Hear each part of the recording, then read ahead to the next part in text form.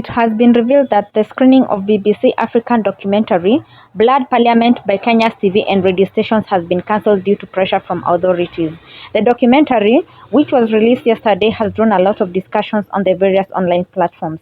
Here is a summary of that documentary regarding the fatal shooting of the anti-tax protesters in Kenya on June 25, 2024.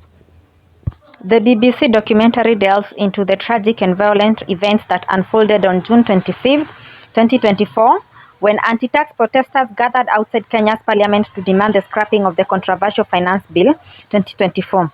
This protest was part of a wider movement against increased taxation under the Finance Bill, which aimed to raise taxes on everyday goods such as bread, cooking oil, and fuel. Many felt that these taxes disproportionately impacted the poor and the working class citizen. The people of Kenya had hoped for an opportunity to voice their concerns peacefully, but instead they were met with violence. The BBC documentary states, highlighting the sense of injustice that many Kenyans felt following the government's reaction. The protesters were predominantly young people, many from the Gen Z demographics, who utilized social media to coordinate the protests. Despite their peaceful intentions, they faced overwhelming force from the government, leading to deadly consequences. The documentary reveals shocking footage showing that protesters were unarmed and posed no real threat when they were fired upon by the police and military personnel. This raises serious concerns about the use of excessive force by the security forces. As soon as the Finance Bill passed, the second reading in Parliament at 1414, tension escalated rapidly, the BBC documentary explains, leading to clashes between the protestants and police. They were simply asking to be heard, but instead they were met with brutal crackdown. At approximately 14:20 p.m., the situation escalated when plainclothes police officers opened fire on the crowds. A police officer who was later identified as John Kaboi was seen on camera shouting, "Ua," which translates to kill, before firing into the crowd. The BBC documentary identifies the tragic deaths of two individuals, David Chege and Erickson Motisia.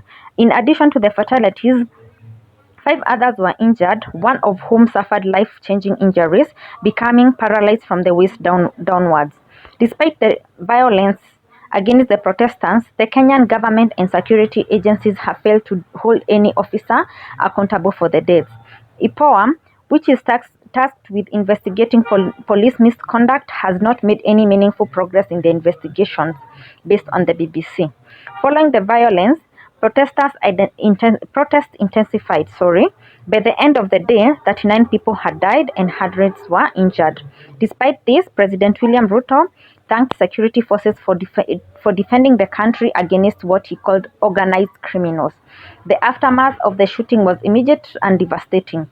As the protests quickly turned into a scene of chaos, many of the surviving protestants fled, seeking shelter and trying to escape the violence.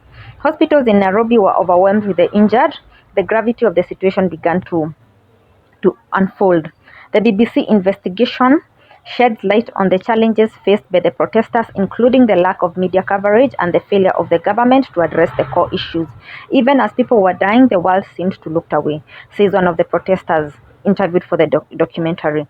The violence was not just against the protesters, but also against the idea of a peaceful dissent in Kenya, the documentary concludes, underscoring the deepening frustration and anger among many Kenyans. In the aftermath of the protest, President William Ruto was forced to backtrack on the Finance Bill.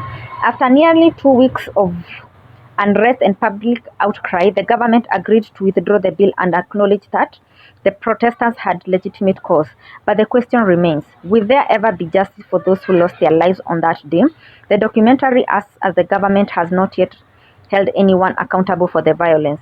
The failure to bring the perpetrators of the shootings to justice has left many Kenyans feeling disillusioned and betrayed by their government. The lack of accountability for the security forces raises broader questions about the rule of law and human rights in Kenya. The documentary ends by asking whether the government will ever be held accountable for the deaths of the innocent protesters, and if the justice system will ever ensure such acts of violence are properly investigated and punished.